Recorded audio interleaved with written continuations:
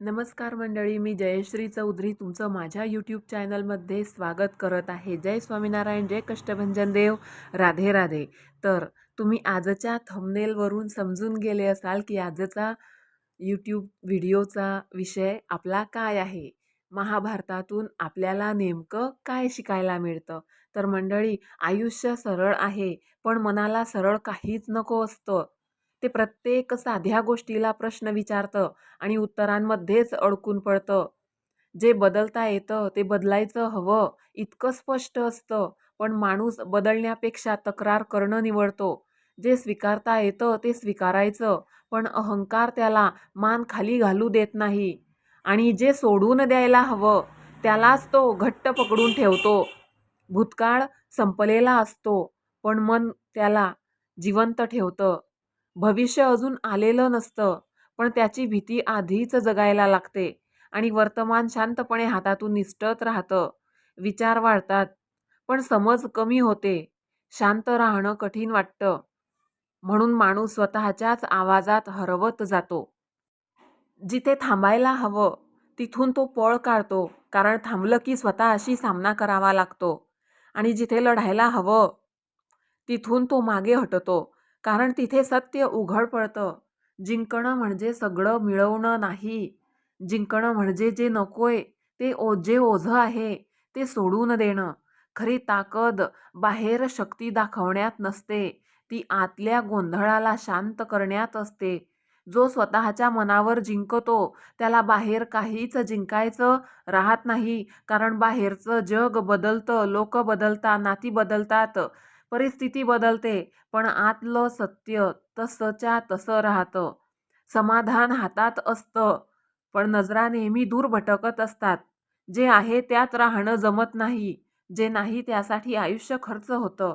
मनाला शांतता हवी असते, पण सवय गोंधळाची लागलेली असते. सोप्या गोष्टी अवघड केल्या जातात आणि मग त्या सोडवता येत नाही. अपेक्षा वाढतात आणि आनंद कमी होत जातो. प्रत्येक गोष्टी अर्थ शोधताना जगणंच अर्थहीन होत जातं. मन सतत काहीतरी धरून ठेवायला पाहतं, कारण रिकामेपणाची भीती जास्त असते.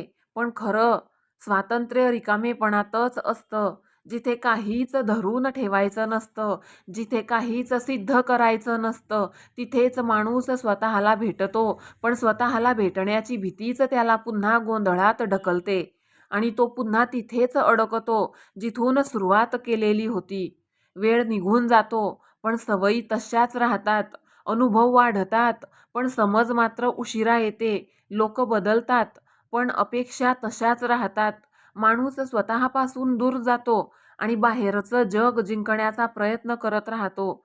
त्याला वाटतं यश म्हणजे समाधान, पण समाधान कधीच बाहेर मिळत नाही, ते आत तयार करावं लागतं. मनाला नेहमी अधिक हवं असतं आणि जे आहे त्याची किंमत कधीच कळत नाही. तो धावत राहतो, थांबणं विसरतो आणि मग थकून जातो. पण का थकलोत हेही त्याला समजत नाही. कारण धावणं त्याने स्वतःसाठी निवडलेलं नव्हतं. तो फक्त सगळ्यांसारखाच धावत होता. गर्दीचा भाग बनून स्वतःची दिशा हरवतो आणि मग आयुष्यभर दुसऱ्यांच्या वाटेवर चालत राहतो. त्याला वाटतं तो पुढे जातोय, पण तो फक्त फिरतोय.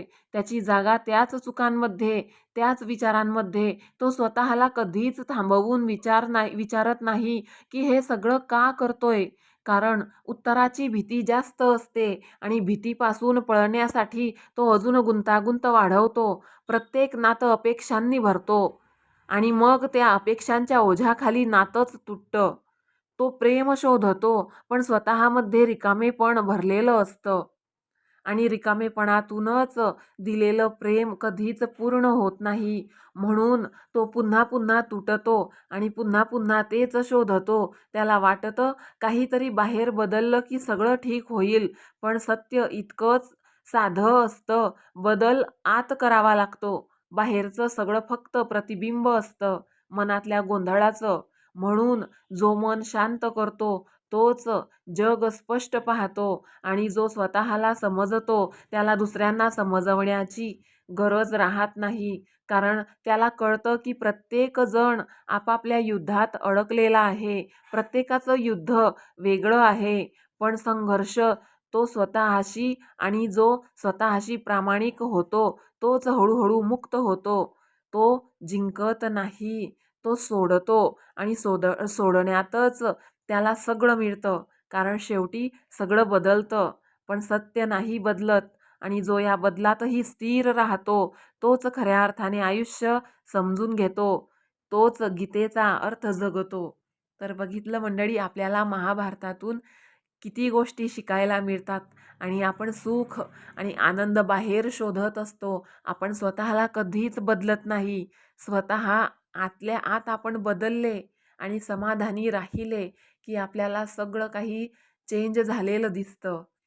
तर तुम्हाला महाभारतातून आपण नेमकं काय शिकायला पाहिजे आणि आपल्याला त्यातून काय शिकायला मिळतं हे समजले असेल तर कमेंट करा, सबस्क्राईब करा, शेअर करायला विसरू नका, लाईक करायला विसरू नका आणि जास्तीत जास्त संख्येने सबस्क्राईब करा, लाईक करा आणि सगळ्यांना शेअर करा.